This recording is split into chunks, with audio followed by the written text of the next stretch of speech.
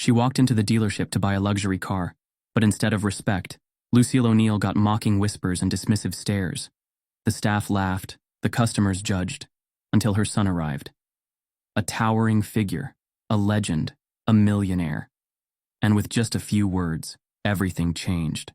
But by then, it was too late. The whole world was already watching. Before we deep dive into this interesting story, subscribe to our channel and tell us where are you watching from. Share in the comments below. The sun shone brightly over Atlanta as Lucille O'Neill stepped out of a sleek black SUV, her posture upright, exuding quiet confidence.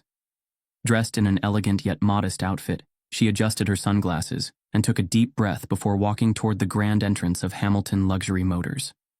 The dealership was known for catering to the city's elite, a place where celebrities and business tycoons spent extravagantly. Yet, the moment she stepped inside, she could feel the subtle shift in the atmosphere. A few customers lounging near the waiting area paused their conversations, their gazes lingering a little longer than necessary. The receptionist, a young woman with a forced smile, hesitated before offering a half-hearted greeting. Behind her, a sharply dressed salesman named Derek Langston leaned against the reception desk, sizing up Lucille in an instant. To him, she was just another older woman, probably lost or fantasizing about a lifestyle she couldn't afford. Lucille paid no mind to the judgment in their eyes. She had come for a purpose. With steady steps, she walked past the gleaming rows of Bentleys, Ferraris, and Lamborghinis, her eyes scanning the showroom until she found what she was looking for. A stunning black Rolls-Royce Phantom parked under the chandelier lights, its sleek exterior reflecting the opulence of the dealership. Just as she was about to get a closer look, Derek pushed himself off the desk and approached with a polished yet condescending demeanor. "Ma'am," he said smoothly, forcing a smile. "That particular model is reserved for serious buyers." Lucille turned to face him, her expression unreadable. "Good thing I'm serious about buying it then," she replied. A brief silence followed. Derek's polite mask slipped for a fraction of a second before he regained composure. He had encountered window shoppers before, people who came in just to admire the cars they could never afford. He wasn't about to waste his time. "Of course," he said, his voice laced with skepticism. "It's a beautiful choice. But before we go any further, I should mention that this model starts at around $500,000. Fully loaded, of course." Lucille didn't flinch. "I know." A short chuckle escaped from a couple seated nearby. A middle-aged man in an expensive suit leaned toward his wife and whispered something, making her smirk. Another customer, a young influencer type, discreetly lifted her phone, tilting it just enough to record the scene. Derek cleared his throat, still not convinced. "Well, we do offer financing options if—" Lucille cut him off with a raised hand. "I won't need financing." For the first time, Derek seemed slightly taken aback. But old habits died hard, and he quickly masked his reaction. "I see. Would you like to look at some pre-owned models as well? We have excellent choices at a lower price range." Lucille's patience thinned. She locked eyes with him, her voice calm but firm. "I came for this car. Now, are you going to show me the details, or should I find a dealership that takes its customers seriously?" Derek hesitated, his pride wrestling with his instincts. Before he could answer, another salesman, Oliver Banks, walked up, sensing the tension. Oliver, though younger, was sharper. He had recognized Lucille O'Neill immediately. Unlike Derek, he knew exactly who she was, the mother of one of the most successful and beloved basketball legends of all time. His eyes darted to Derek, who was still looking at Lucille like she didn't belong. A mistake. A huge mistake.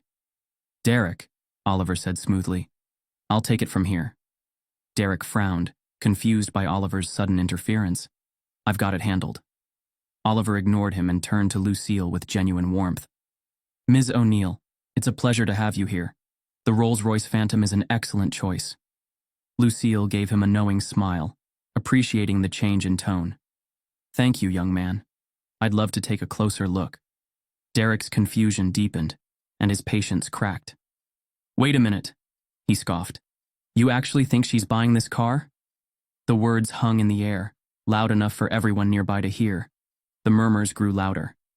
The woman recording the scene zoomed in, capturing every second. Oliver's jaw tightened. Derek, step back. Lucille arched an eyebrow, amusement flickering in her eyes. Did I ask for a test drive? Derek faltered. I said I wanted to buy it. Now, if this dealership has a policy against selling luxury cars to people like me, just say it outright. Otherwise, run my information and let's move forward. The entire showroom fell silent. Even the businessman who had laughed earlier suddenly looked uncomfortable. The woman filming whispered, "Oh, this is going viral." Derek's face turned red. He had backed himself into a corner, and there was no easy way out. But before he could respond, a deep, commanding voice cut through the tension. What's going on here? The energy shifted instantly. Heads turned toward the entrance as a towering figure stepped inside. The man was impossible to miss, Shaquille O'Neal, larger than life, dressed casually but exuding effortless authority. His presence was electrifying. The moment people realized who he was, whispers erupted like wildfire. Derek's face drained of color. Lucille turned slightly, a small, knowing smile playing at the corners of her lips. Oh, hey son. I was just about to buy a car, but apparently, that's a problem for some people. Shaq's expression remained unreadable as he glanced between his mother and Derek. He took one slow step forward, then another, closing the distance between them. Derek swallowed hard. Mr. O'Neal, I didn't realize... Shaq tilted his head slightly. Didn't realize what? His voice was low, but there was an undeniable edge to it. The air in the showroom was thick with tension. No one dared to move. Lucille, ever composed, sighed and shook her head. Never mind that now. Can we just buy the car and leave? Shaq's gaze didn't leave Derek's. He held it just long enough to let the weight of the moment settle before finally nodding. Yeah, let's get this done. Oliver, trying to salvage the situation, cleared his throat. Of course, Mr. O'Neal. Right this way. As Lucille and Shaq followed Oliver toward the office, Derek stood frozen, the reality of his mistake sinking in. The woman recording the scene? She didn't stop. The video would soon find its way online, but Derek didn't know that yet. All he knew was that he had just insulted the wrong person. The air inside Hamilton Luxury Motors grew heavier, thick with tension, as Lucille O'Neal stood calmly in front of the dealership staff. The black Rolls-Royce Phantom gleamed under the showroom lights, an undeniable statement of power and prestige. Yet, despite her unwavering composure, the skepticism around her presence in this dealership was growing louder, more obvious. Derek Langston, the salesman who had already made his assumptions about her, forced another tight-lipped smile.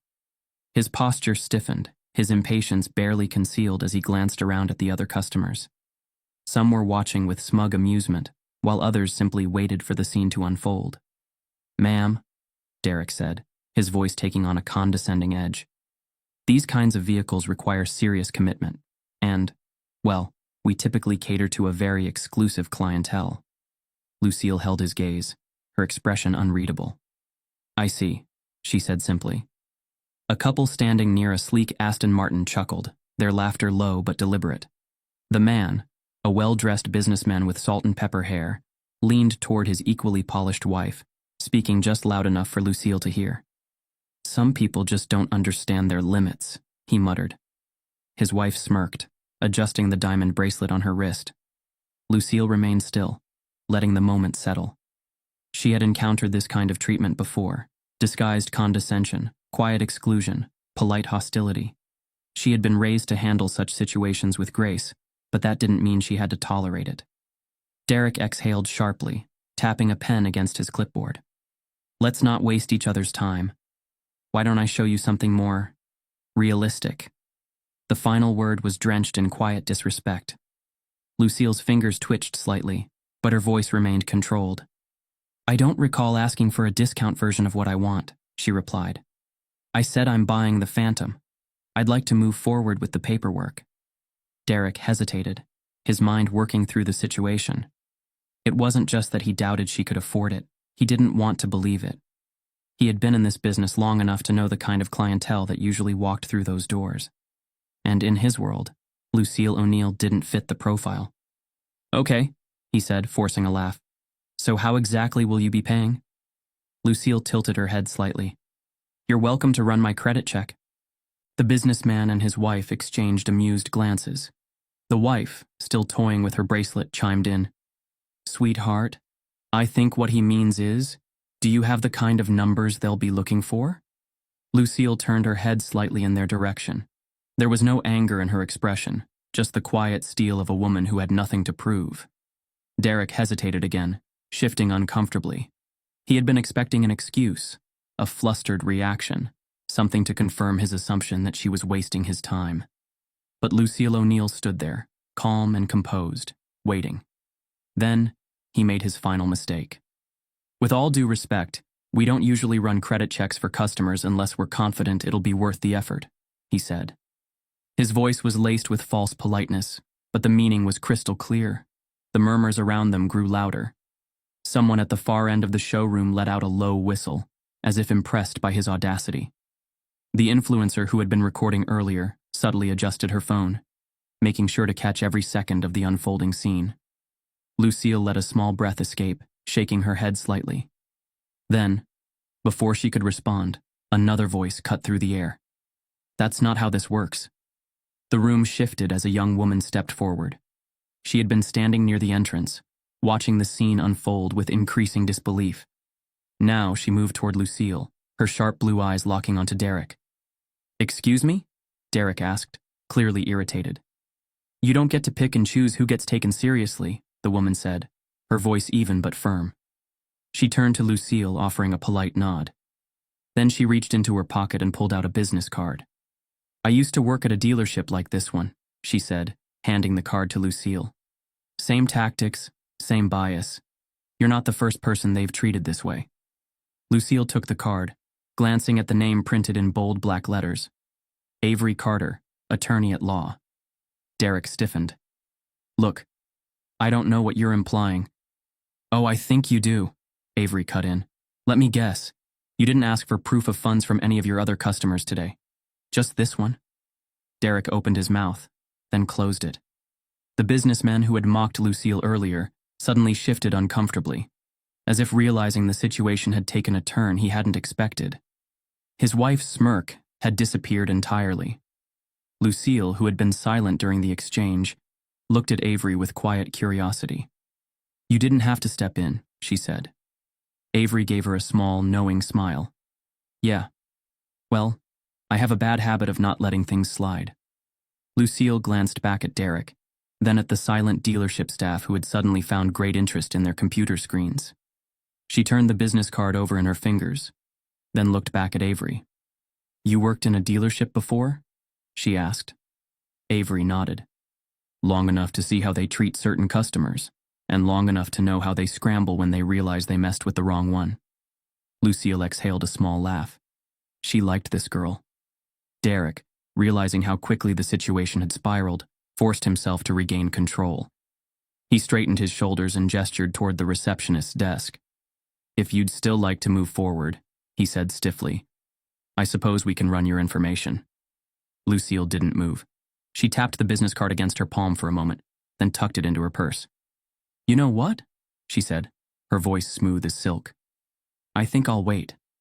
Derek frowned. Wait for what? Lucille's gaze didn't waver. For my son. A sudden hush fell over the showroom. The words, so simple, yet so weighty, hung in the air like an approaching storm. Derek's expression shifted from irritation to confusion. Your son? Lucille checked her watch. He'll be here soon. Let's see if he has a different experience than I did. A nervous laugh bubbled from Derek's lips, but it lacked confidence. He glanced at the other staff members, as if searching for guidance, but no one met his eyes. The businessman who had mocked Lucille earlier suddenly seemed very, very interested in his watch. Avery smirked. She had a feeling she knew exactly who Lucille's son was.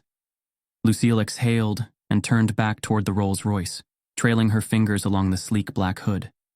This wasn't over. And Derek Langston was about to learn that the hard way.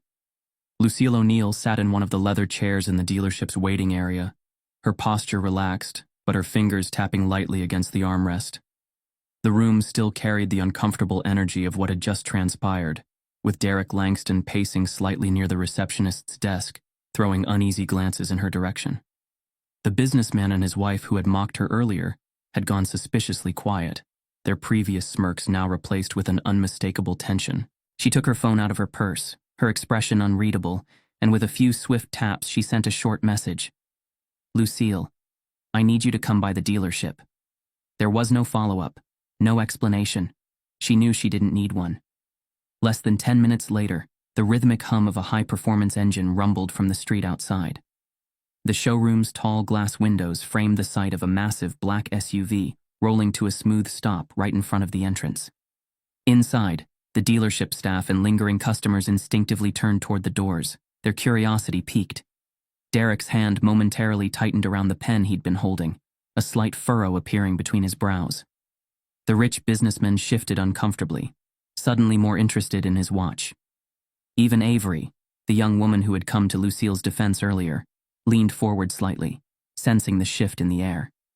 Then, the car door opened. A towering figure stepped out, his movements smooth yet commanding, and as soon as his 6'11" frame emerged fully from the vehicle, a collective hush swept through the room. Shaquille O'Neal had arrived. The sheer presence of the man was enough to change the atmosphere in an instant.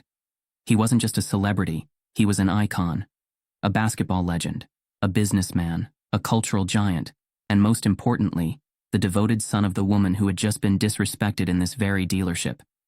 Gasps rippled through the small crowd that had gathered. A few customers pulled out their phones, pretending to check messages while discreetly recording the moment. The receptionist sat up straighter, suddenly hyper-aware of how different the situation had become. Shaq stepped inside, his eyes scanning the room with calm, measured intensity. He wasn't in a hurry. He never needed to be. His presence alone was enough to demand attention. Lucille didn't move from her seat, but a small, knowing smile played at her lips as she met her son's gaze. Shaq walked forward, his footsteps measured, and came to a stop directly in front of Derek. The salesman, now looking visibly rattled, forced a polite smile that looked more like a grimace. Shaq tilted his head slightly, his deep voice smooth but firm as he spoke. "Is there a problem?" Derek's mouth opened slightly, then closed. He suddenly looked smaller than he had 5 minutes ago. No, sir, of course not," Derek stammered, his confidence unraveling with every second. "We were just discussing some details with your mother." Shaq arched an eyebrow. "Discussing?" His voice remained calm, but there was a weight behind the word, a quiet challenge that made Derek shift uncomfortably. Lucille finally stood, smoothing out her jacket as she took a few steps closer.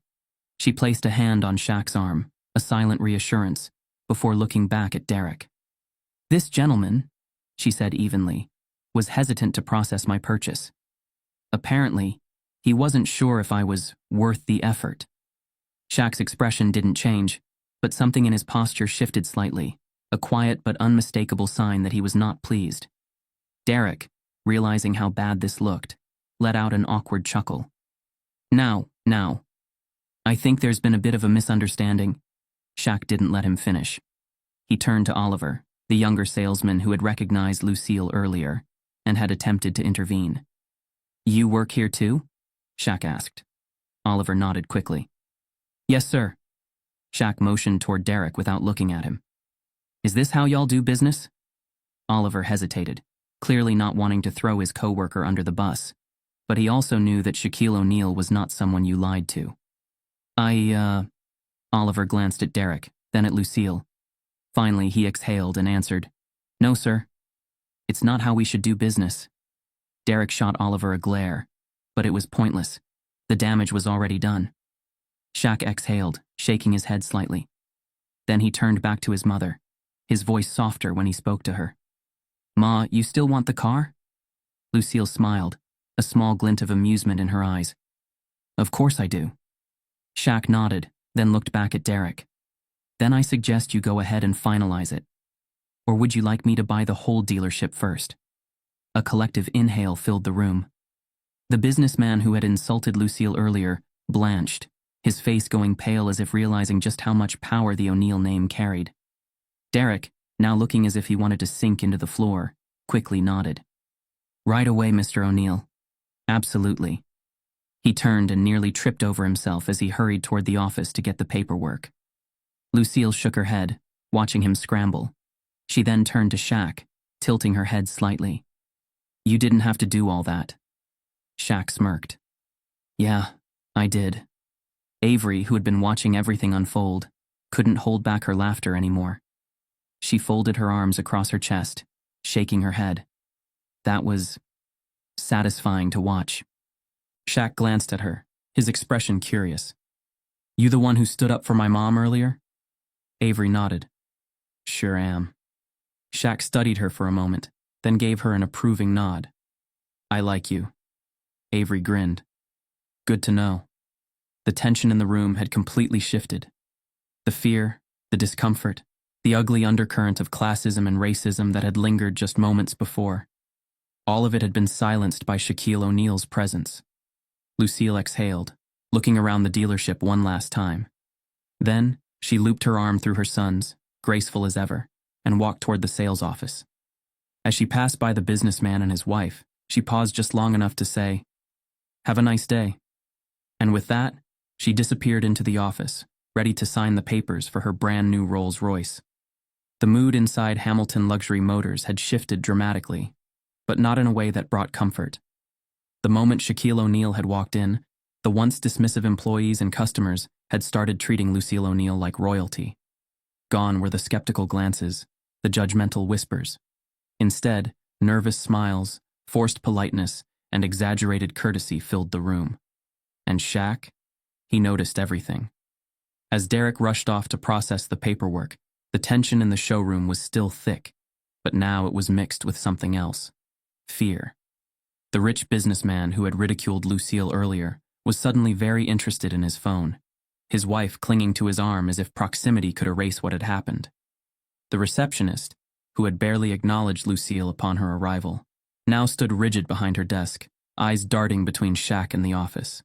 Then, as if on cue, the dealership owner burst through a side door. Howard Clifton III, a balding man in his late 50s with an expensive tailored suit and an air of forced confidence, stormed toward the center of the showroom. A practiced smile stretched across his face. He was the kind of man who prided himself on knowing all the right people, and judging by his panicked expression, he had just realized he had seriously miscalculated. "Mr. O'Neal," Howard exclaimed, extending a hand as he approached. "What an absolute pleasure. If I had known you were coming in, I would have been here personally to assist your mother."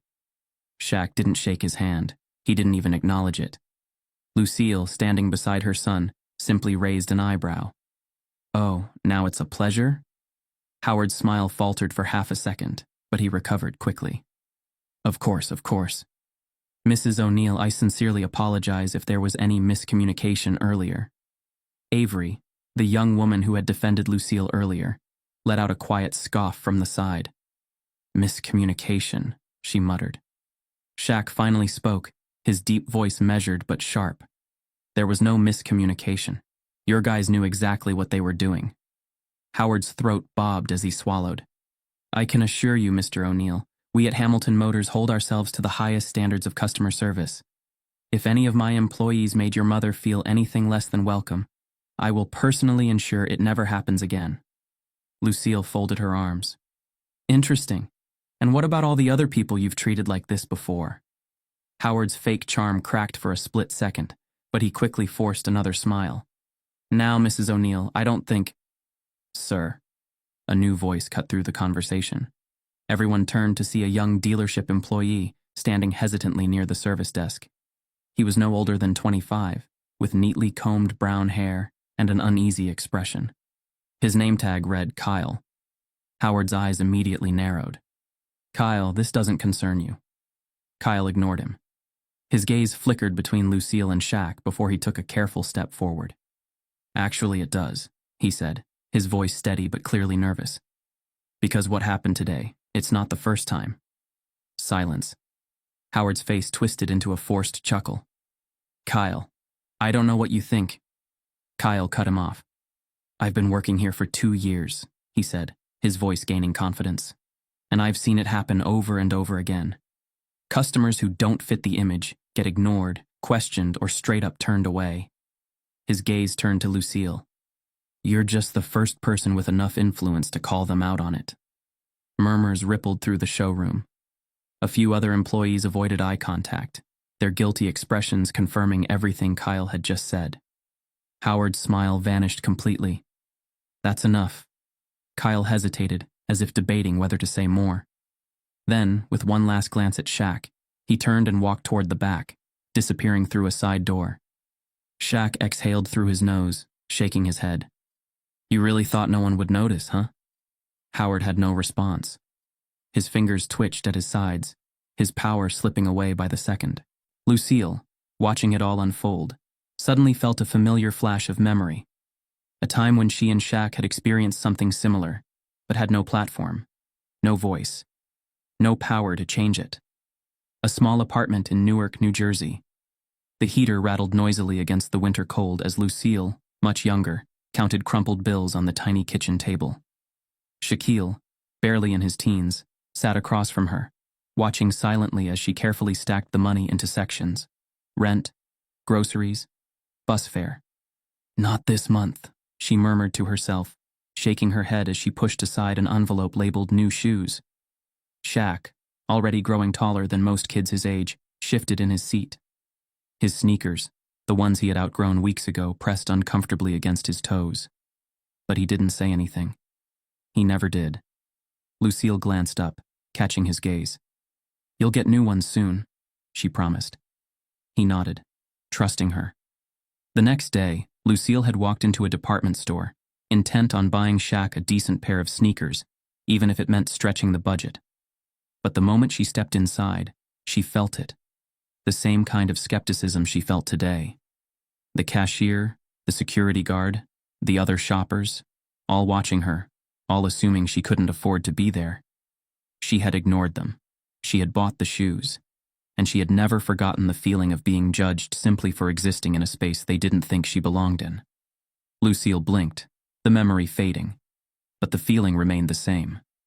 Only this time, she wasn't walking out of the store in silence. Shaq looked at his mother, recognizing that distant look in her eyes. He knew exactly where her mind had gone. "Ma," he said softly. Lucille exhaled, her expression firm again.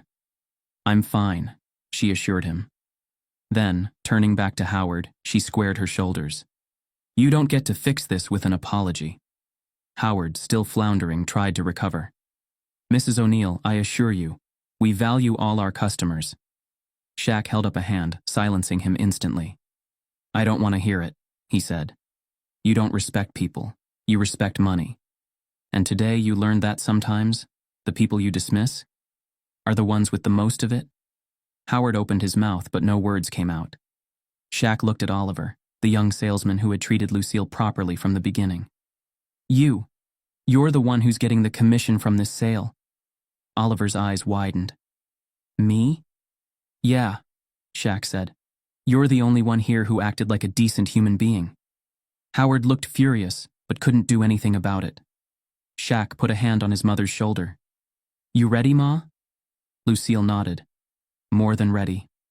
Together they turned and walked toward the office, leaving Howard Clifton III standing in the wreckage of his carefully crafted reputation. And just like that, the truth was out in the open, and there was no covering it up anymore. As Shaquille O'Neal and his mother, Lucille O'Neal, finalized the purchase of her brand new black Rolls-Royce Phantom, the air inside Hamilton Luxury Motors remained thick with tension. The employees who had once dismissed Lucille were now stiff with nervous energy, realizing that they had just made one of the biggest mistakes of their careers. But what none of them knew, not Derek, not Howard Clifton III, not the smug businessmen who had insulted Lucille earlier, was that the damage had already been done. And there was no undoing it, because someone had been recording the entire thing. Seated near the entrance, Jenna Rodriguez, a 22-year-old social media influencer, had been quietly capturing the entire confrontation from the moment Derek condescended to Lucille. At first, she had started recording out of curiosity, just another example of everyday discrimination, something she had seen too many times before. But the moment Shaq walked in, the stakes changed. Jenna knew she was witnessing something big. By the time Shaq called out the dealership's hypocrisy and sealed the deal in his mother's favor, Jenna had captured a full 12-minute video. And as soon as Shaq and Lucille stepped out of the dealership, she uploaded it to Twitter and Instagram. Caption: This luxury car dealership tried to humiliate Shaq's mom. Then Shaq walked in, and everything changed. Watch till the end. Your Big Shaq. Respect your elders. Just exposed. She hit post. Within minutes, the internet exploded. Online reactions. The internet erupts. The video spread like wildfire. By the time Shaq and Lucille had even driven away from the dealership, it had already been viewed over 100,000 times. People couldn't stop talking about it. Some were outraged. This is disgusting. They really tried to humiliate an elderly black woman for wanting to buy a car she could clearly afford. SMH. Others were shocked. The way their whole energy shifted when Shaq walked in? LMAO. These people are only nice when they think you have money. Basketball fans were hyped. Shaq didn't even raise his voice. Didn't need to. He just existed, and that was enough to make them panic. Celebrities joined in.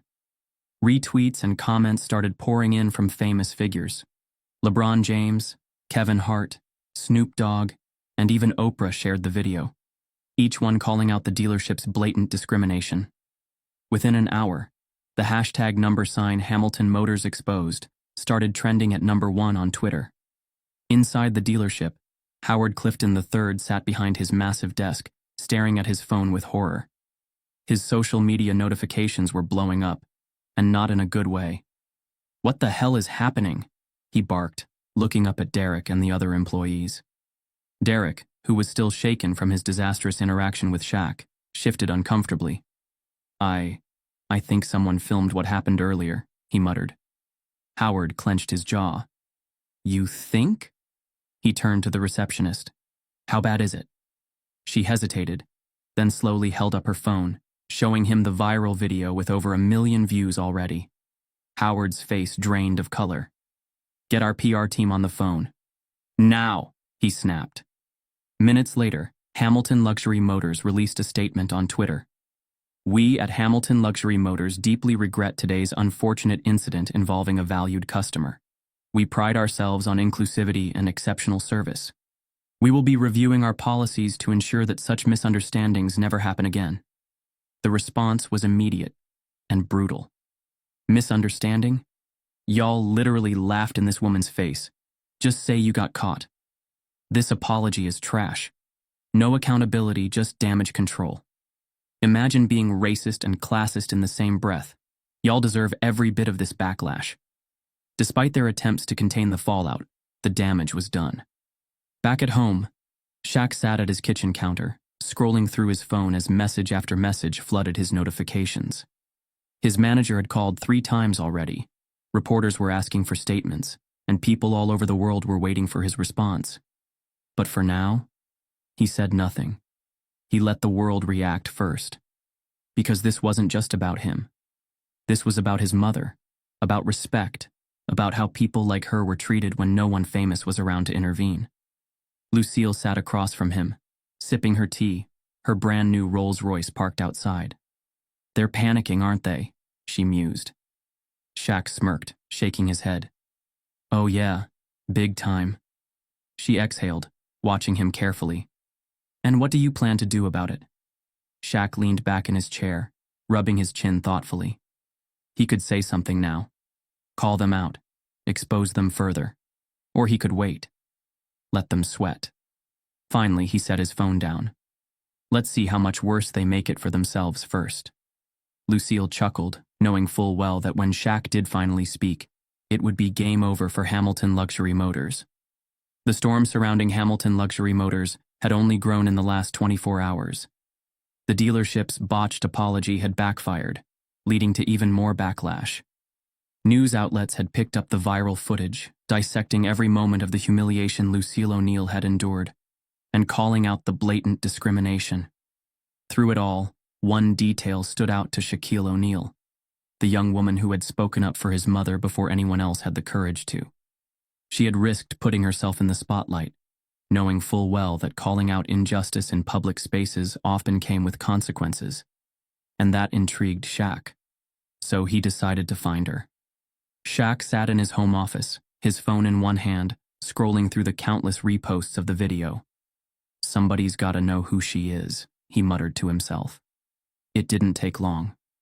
A quick search of the hashtags attached to the viral video led him to a comment thread where people were trying to identify her. A few comments in, he spotted a username at AVERYCARTERLAW. He tapped the profile. Avery Carter, third-year law student, passionate about civil rights, social justice, and advocacy. Bingo. Shaq leaned back in his chair and smiled. All right, let's see what you're about. The next morning, Avery Carter was seated in the corner of a small coffee shop, flipping through her notes on workplace discrimination laws. Her laptop was open in front of her, half a dozen tabs filled with legal articles and case studies. She had been following the fallout from the Hamilton Motors debacle, but she hadn't expected her role in it to become so visible. Her phone buzzed, a new notification. She glanced at the screen, and her eyes widened. Shaquille O'Neal has followed you. She blinked. Then another notification popped up. Shaquille O'Neal sent you a DM. Avery took a breath before opening it. Shaq. Hey, Avery. Appreciate you standing up for my mom. Got time to talk? Avery stared at the message. Was this real? Before she could second-guess herself, she typed a response. Avery. Of course. When and where? The reply came within seconds. Shaq. I'm in town. Let's meet. An hour later, Avery found herself walking into a quiet, private lounge of an upscale restaurant, where Shaq was already waiting. He stood as she approached, offering a handshake. Avery, he said, his voice warm but serious. Good to finally meet you. Avery shook his hand. Same here. They sat down. A waiter came over, but Shaq waved him off. This wasn't a social visit. I wanted to thank you, Shaq said, getting straight to the point. Not a lot of people speak up in situations like that. Avery shrugged. Didn't think about it. Just did what felt right. Shaq studied her for a moment. That kind of confidence comes from experience, he said. This happened to you before? Avery exhaled, tapping her fingers lightly against her coffee cup. Yeah, she admitted. At that exact dealership, actually. Shaq leaned forward slightly. Tell me. Avery set her cup down. A year ago, I went to Hamilton Motors with my uncle. He's a real estate developer, well off, but he doesn't always dress like it. We were looking at a Mercedes SUV, and the second we walked in, I could tell they weren't taking us seriously. The salesman kept pushing us toward the used lot, making comments like, "These are more affordable options." We hadn't even said what our budget was. My uncle let it slide at first, but then when he asked about the financing options on the Mercedes, the guy straight up laughed and said, "People like you usually don't go for cars like this." Shaq clenched his jaw. People like you. Avery nodded. Yeah. My uncle didn't say a word after that. He just turned and walked out. And the worst part? She let out a humorless laugh. We went down the street to another dealership and bought the same exact SUV. No questions, no judgment, just business. Shaq sighed, shaking his head. So, when you saw my mom getting the same treatment, I knew exactly what was happening, Avery finished. Silence stretched between them for a moment. Then Shaq asked, That wasn't the first time you dealt with this, was it? Avery hesitated. Then she shook her head. Number, it wasn't. She took a deep breath before speaking again. My dad was an executive at a major financial firm, one of the best in his department, but he got passed up for a promotion, twice, because in their words, he didn't fit the image of senior leadership. Shaq frowned. They really said that? Avery nodded. Not directly, but they made it clear. And when he pushed back, they started cutting his responsibilities, making his job harder. Eventually, they pushed him out. A guy with half his experience took his place. Shaq exhaled slowly. And that's why you're studying law. Avery nodded. I don't just want to talk about change. I want to make it happen. Shaq sat back, tapping a finger on the table. He'd met a lot of people in his life. People who talked big about justice and fairness, but never actually did anything about it. But Avery? She was different. I respect that. he said finally. A lot. Avery smiled. I appreciate that. Then Shaq's expression shifted slightly, something sharp and calculating entering his eyes. You ever thought about getting real experience? Not just in a classroom? Avery frowned. What do you mean? Shaq leaned forward, resting his arms on the table. I mean, you're clearly smart. You've seen discrimination firsthand. And now, you're in the middle of a story that's got the whole country talking. Avery's brow furrowed. Yeah? So, Shaq said, what if we use that? Avery sat up straighter. I'm listening. Shaq smirked. Hamilton Motors? They're scrambling right now. They know they messed up. But an apology tweet and fake damage control won't fix this. Avery's lips curled into a knowing smile. No, it won't. Shaq pointed at her. You're a law student. You know about accountability. How about we make sure this doesn't happen again? Avery's mind was already racing. You mean, legally? Not just legally, Shaq said. Publicly, we expose everything. Policies, numbers, hiring biases, not just at this dealership, but everywhere. Make it bigger than just my mom's story. Avery stared at him, her heart pounding with excitement. That's a serious move. Shaq grinned. I don't do small moves. Avery laughed. You really don't. She reached across the table, offering her hand. All right, let's do it. Shaq shook her hand, sealing the deal. This wasn't just about one dealership anymore. This was about change. And they were just getting started. The media storm surrounding Hamilton Luxury Motors showed no signs of slowing down. What had started as a single viral video had now exploded into a nationwide discussion about discrimination in high-end businesses. News anchors debated it, podcasts dissected it, and social media continued to drag the dealership for its blatant bias. Still, through it all, Shaquille O'Neal had remained silent. People were waiting, begging for him to speak. Every major talk show wanted an exclusive interview. Reporters camped outside his house. Even some of his celebrity friends had called, urging him to respond. But Shaq didn't rush. Because while the world was focused on the scandal, he was already making his next move. When Shaq finally spoke, he did it on his terms. No PR spin, no scripted apology. Just a raw, unfiltered conversation with a respected journalist, Malcolm Tate, on a primetime segment of the Tate Report. The interview took place in a quiet, intimate studio, just Shaq and Malcolm seated across from each other. The world was watching. Malcolm leaned forward. Shaq, you've been silent for days. People want to know. Why now? Shaq exhaled, resting his hands on the table. Because I wanted to see what they'd do first, he said. I wanted to see if Hamilton Motors would actually take responsibility, or if they'd just try to cover their tracks. Malcolm nodded. And what do you think now? Shaq let out a humorless chuckle. Man, they played themselves. The audience watching from home hung on to every word. They thought this would blow over, Shaq continued. They thought a half-baked apology would be enough. But here's the thing. This isn't just about my mom. This is about every person who's ever been treated like they don't belong because of how they look. Malcolm's expression grew serious. You think this kind of discrimination is common in high-end businesses? Shaq gave him a knowing look. You think? Go ask any Black, Latino, or immigrant family who's walked into a luxury store, a five-star hotel, or a dealership like that. Ask how many times they've been followed, ignored, or asked if they can afford it. Malcolm let the silence settle before asking, So what happens now? Shaq leaned forward slightly. Now. We will do something about it. Shaq's words ignited a firestorm. The interview was shared millions of times within hours. Celebrities, activists, and business leaders joined the conversation, calling out the deep-rooted discrimination in luxury spaces. Luxury brands suddenly felt the pressure, scrambling to issue statements about inclusivity and fairness. Some high-end businesses even started posting diversity pledges, hoping to avoid their own PR disaster. But for Hamilton Luxury Motors, it was already too late. The backlash hit hard. Customers began canceling their orders. Wealthy clients who didn't want to be associated with the controversy pulled their business elsewhere. Protests formed outside the dealership. People showed up in droves, holding signs that read, Respect is a luxury everyone can afford, and racism doesn't belong in business.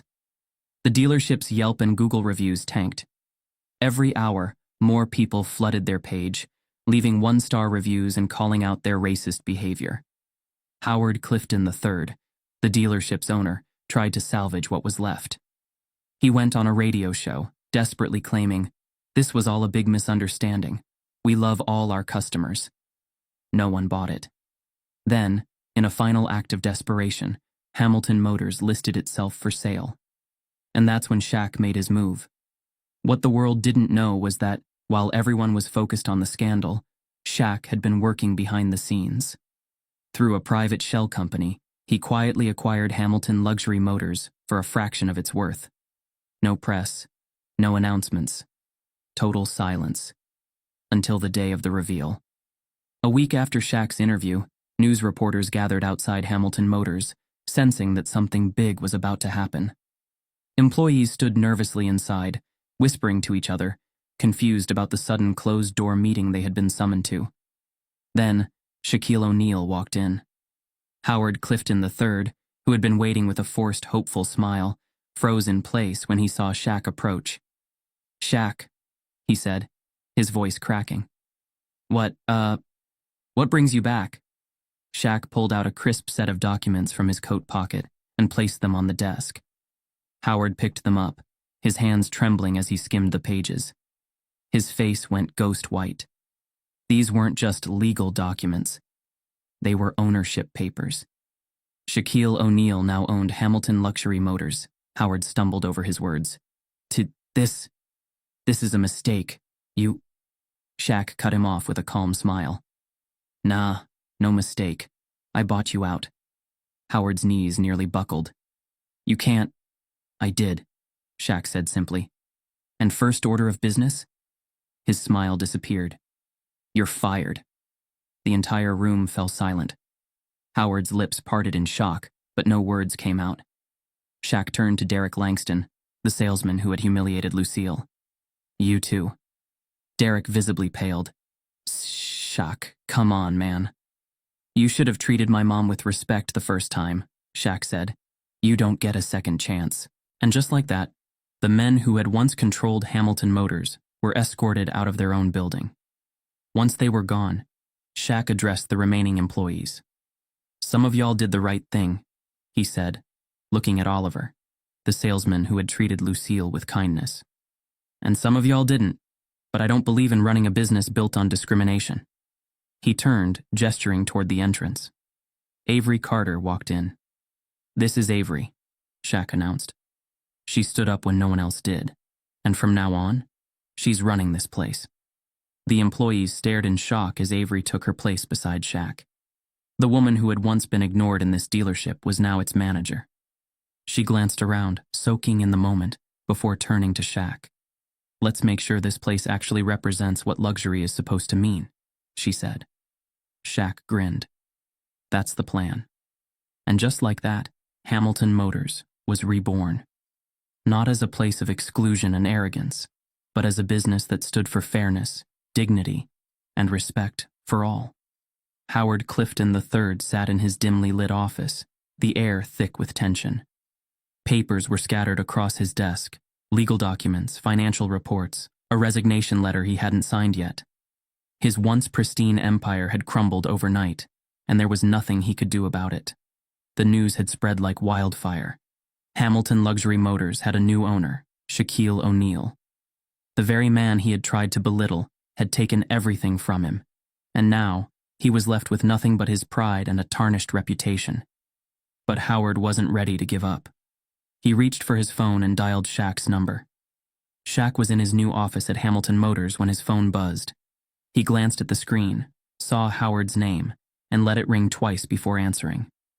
"You got a lot of nerve calling me," Shaq said, leaning back in his chair. Howard exhaled shakily. "Shaq, listen. I made mistakes. But you and I both know how business works. Sometimes people say things they don't mean. It's not personal.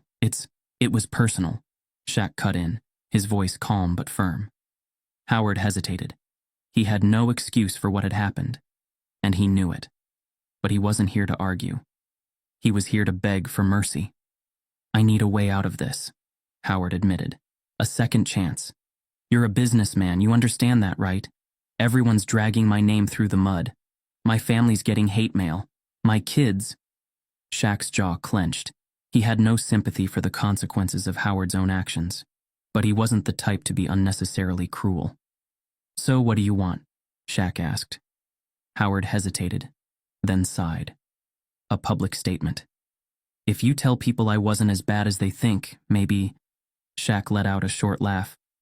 You think I'm about to lie for you? Howard scrambled. Not a lie, just a little damage control. You don't have to forgive me, but if you say something, the public will listen. Maybe they'll move on. Shaq was quiet for a moment, then leaned forward, resting his arms on the desk. You want a second chance? Howard nodded vigorously. Yes. Just tell me what I have to do. Shaq exhaled. All right. You got one option. Howard perked up. Anything. You get in front of a camera, Shaq said. You admit what you did. You own it. No excuses. No blaming misunderstandings. You say exactly what happened and apologize. For real. Not some PR-crafted nonsense. A real apology. Howard's face paled. On camera? Shaq nodded. National television. No edits, no script.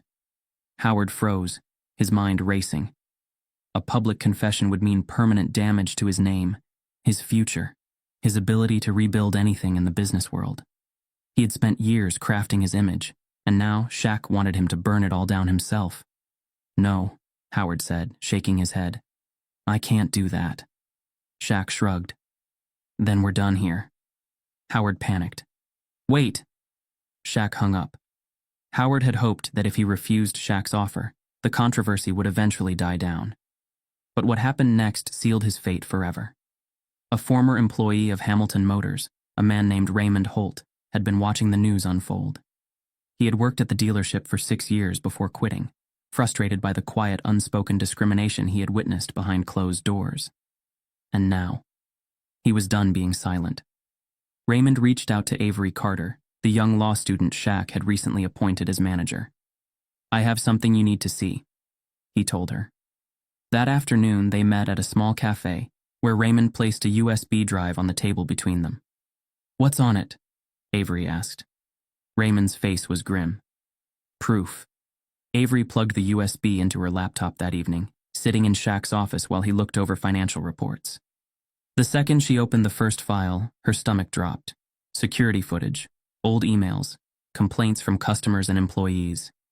All of it exposing a long history of discrimination at Hamilton Motors. There were emails from Derek Langston, making crude jokes about black customers not belonging.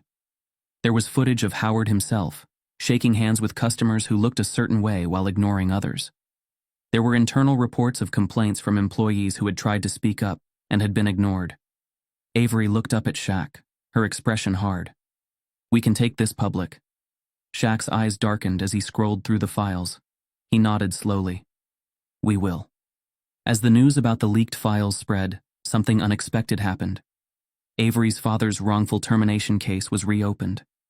Avery's father, James Carter, had been fired from a major financial firm years ago under suspicious circumstances. They had claimed company restructuring, but Avery had always believed it was because he had spoken out against bias in hiring promotions. With the public eye now focused on workplace discrimination, James Carter's story resurfaced. Avery sat across from her father at their kitchen table, holding the legal documents in her hands. They want to reopen the case, she told him. We could win this. James sighed, rubbing his hands together. I don't know, Avery. It's been years. I just wanted to move on.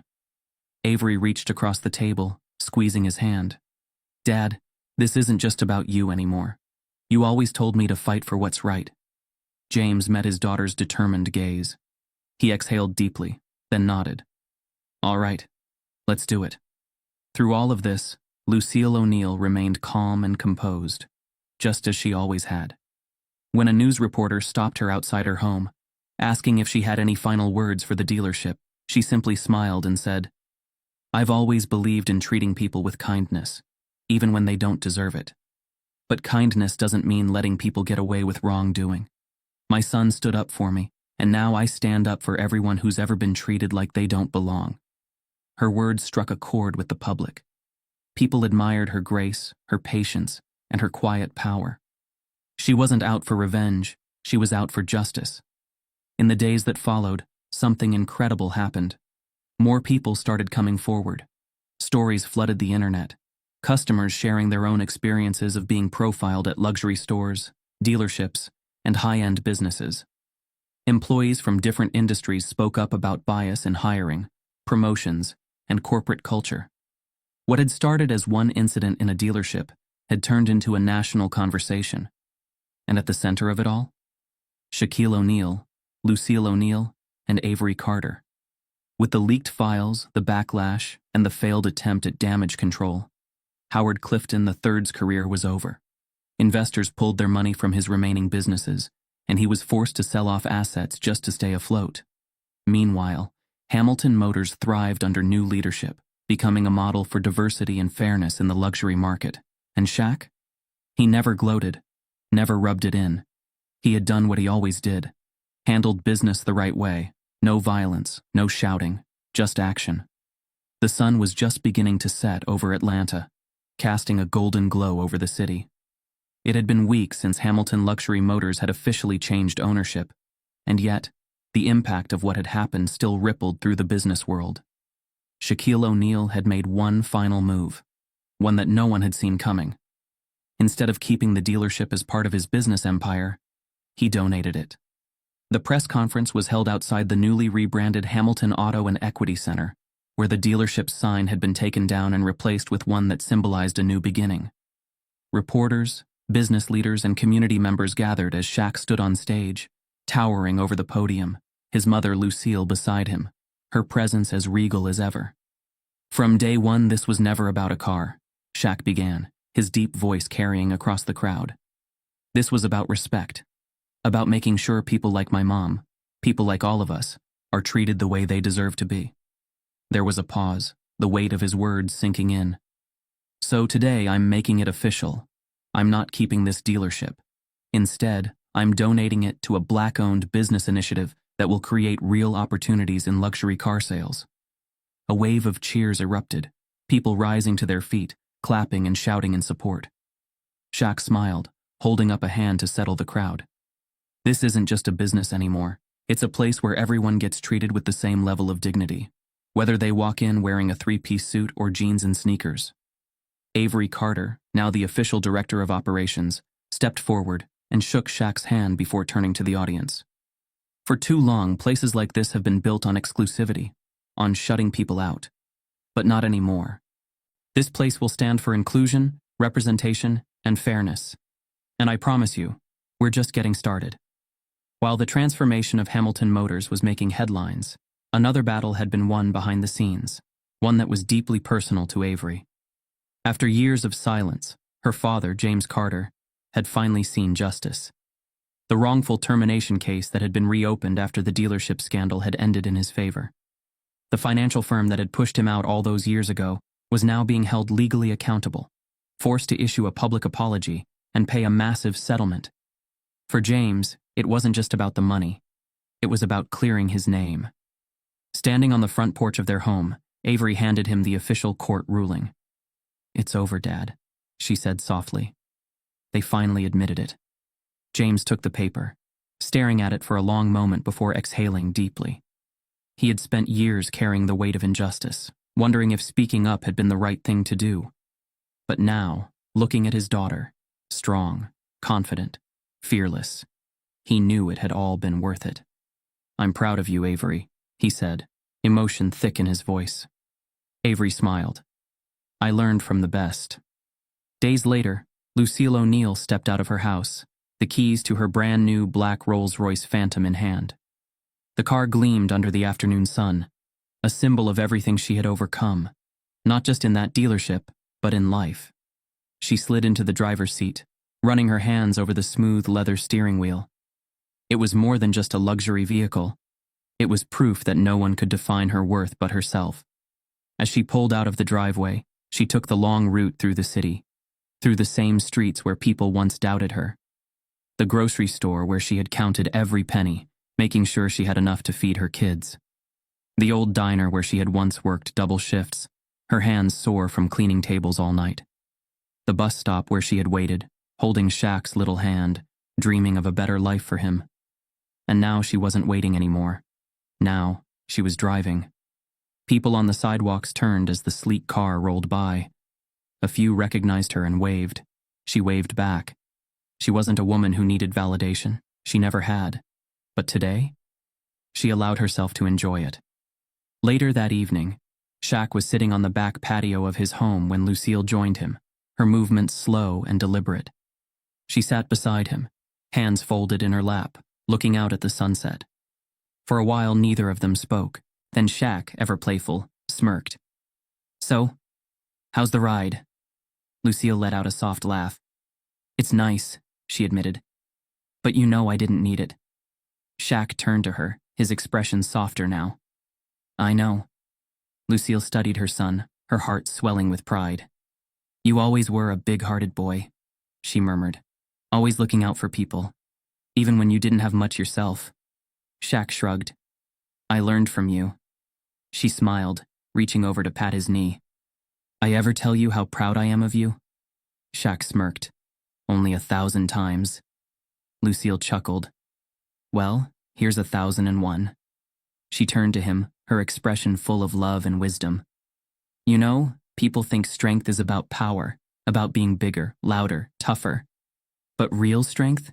It's about knowing when to walk away and when to stand your ground." Shaq nodded, understanding exactly what she meant. Then, after a moment, he looked at her with that signature grin of his. "You've always been a queen, Ma." He gestured toward the city. "Now the world knows it too." Lucille blinked, emotion filling her eyes. But she didn't cry. She just squeezed his hand and nodded. "Damn right they do." The story of Lucille O'Neal, Shaquille O'Neal, and Avery Carter had become more than just a scandal. It had become a symbol of justice, change, and the power of standing up for what's right. Hamilton Motors thrived under its new leadership, becoming a model for diversity in luxury spaces. Other dealerships and high-end businesses reevaluated their own policies, some even reaching out to Shaq for guidance. Avery continued her legal journey, using her new position to push for systemic changes in business ethics and consumer rights. And Lucille? She kept driving, through the same city where she had once struggled, now with the windows down, the wind in her hair, and the world finally seeing her for who she had always been, unstoppable. The legacy of this story wasn't just about one dealership, one incident, or one fight. It was about dignity, respect, and the reminder that sometimes the best revenge is success.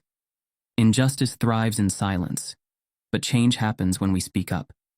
This story isn't just about Lucille O'Neal or Shaquille O'Neal. It's about everyone who has ever been judged, dismissed, or told they don't belong. If you believe in fairness, dignity, and real change in high-end spaces, don't just watch. Be part of the movement. Support businesses that stand for inclusion, call out discrimination when you see it, and demand better. Share this story, start the conversation, and let's make sure respect isn't a luxury. It's the standard.